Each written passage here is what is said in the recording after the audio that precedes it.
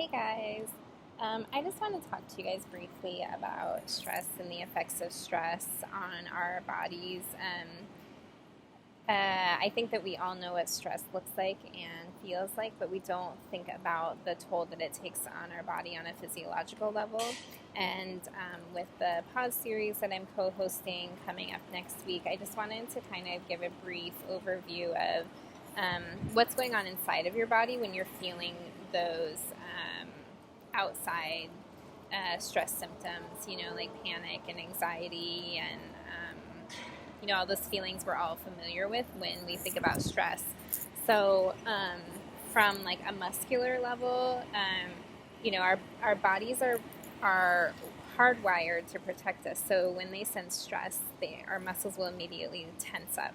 It's like a protection. But what happens with chronic stress is when the muscles in your neck and your back and your shoulders are constantly tense, you get a tension headache, and so really it's just a stress headache, and that can develop into migraines.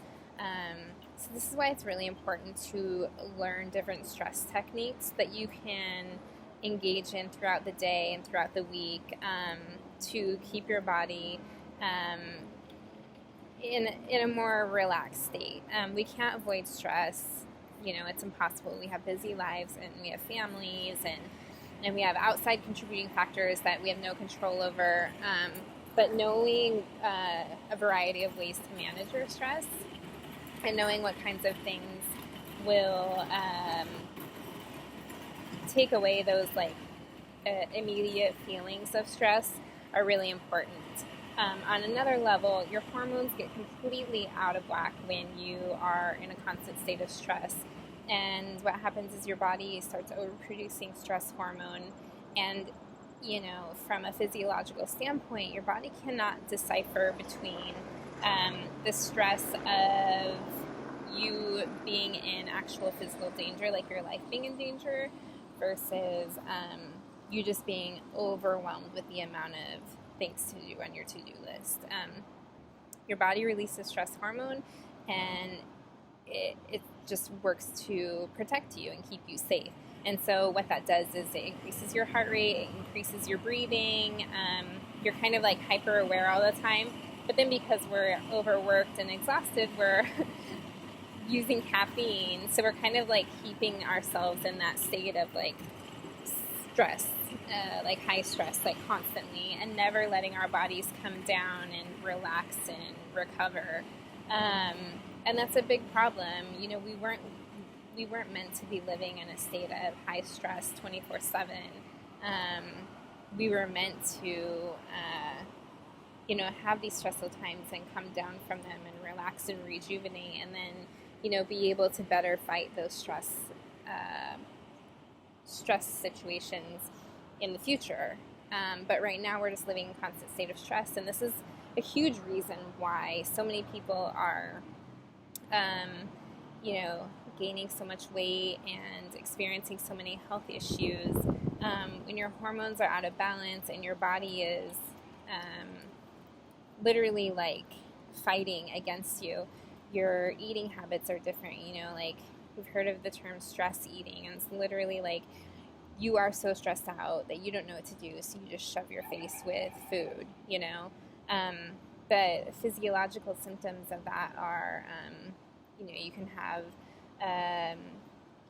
higher tendency for heartburn or acid reflux, really poor digestion. And it's not just that you are constipated or experiencing diarrhea. The nutrients that you absorb are completely different when your body's in a state of stress. It's unable to absorb as many nutrients because it's trying to process only what is important at that time, and not everything is important at that time. Women, our menstrual cycles can become messed up. We can experience really intense PMS symptoms, which isn't normal. Like, we shouldn't be in such pain every month or with major mood swings. Like, these are really extreme symptoms, and I think we've just come to accept them as normal, and they're not. Another thing, I'm using the American Psychological Association website for this. It had a lot of good information. And they just broke it down into like different categories in our body and how stress affects it. So I just thought it was really interesting. Our adrenal glands. Our adrenal glands take stress responses from our brain, and our adrenal glands sit near our kidneys. But what happens is when you are constantly being bombarded with stress, your adrenal glands get burned out and literally stop functioning the way that they're supposed to. So we need to protect our bodies and keep everything functioning and working the way it was meant to. I already said that our blood pressure can increase, our heart rate can increase. If you're someone who already suffers with a heart condition, or if you're just someone who suffers from chronic stress, this is a big issue. This can lead to a heart attack over time. People with asthma, chronic stress, because it changes our breathing pattern, increases our breathing rate, this can lead to asthma attacks. So learning like proper breathing techniques, which I know we're going to do a lot of this in the pause series. Melissa is great at giving guided meditations, and she's going to teach us proper breathing techniques that she uses in her yoga classes and her meditations. And that's important because that's something you can do at your desk. You know, you can step away from your desk and go to the bathroom and do a couple minutes of, these breathing exercises, and it can completely change your brain and release the hormones that we need to kind of calm ourselves down and get our heart rate back down and get our breathing pattern back to normal and take in more oxygen so that our brains can function a little bit better. I think those were the main things that I wanted to talk about. But that's a lot. I know that like we get so caught up in just being in a state of stress and kind of like using stress as like it's cool, like, oh, I'm so stressed out. And it's not good for you, especially if you are not feeling well. A lot of your symptoms are probably related to or worsened because of your stress levels. So in the pause series, we're going to go over a lot of things that I just discussed. So I talked about Melissa with breathing. We have True North acupuncture coming, and this has helped me a lot managing my stress, is seeing an acupuncturist once a week.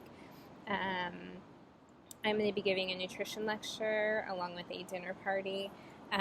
Eating the right foods can greatly decrease your stress levels, and I'll get into that more so in the workshop, but the type of foods we eat directly correlate to our mood and also our stress levels, because if you're not prepared and you're spending all of your time trying to figure out what you're going to eat, but you have some sort of like relationship associated to food, meal times can be very stressful. So we'll get into that. And then we have Michelle Gagnon coming, and she's going to do some aromatherapy, and we're going to talk about some natural skincare. That's really important too. The things that we put onto our skin are absorbed into our body. So if you're putting a lot of chemicals on your skin, it's being absorbed and sent into your bloodstream. Also, aromatherapy, I think a lot of people are becoming more aware of the effects of aromatherapy and how it affects our mood, but, scent is huge for us and our relationship to our mood and our behavior. So I hope that you guys can join us. If you guys have any questions about stress and some of the stress techniques that we're going to be using, please leave a comment. If you know someone who you think would benefit from this video, please go ahead and share it or send them to my YouTube channel. And also, I'm really trying to build up my YouTube channel, so please, I would really appreciate it if you would subscribe and like this video. It really helps me out. I hope you guys have a blessed, stress-free day. Talk to you soon. Bye.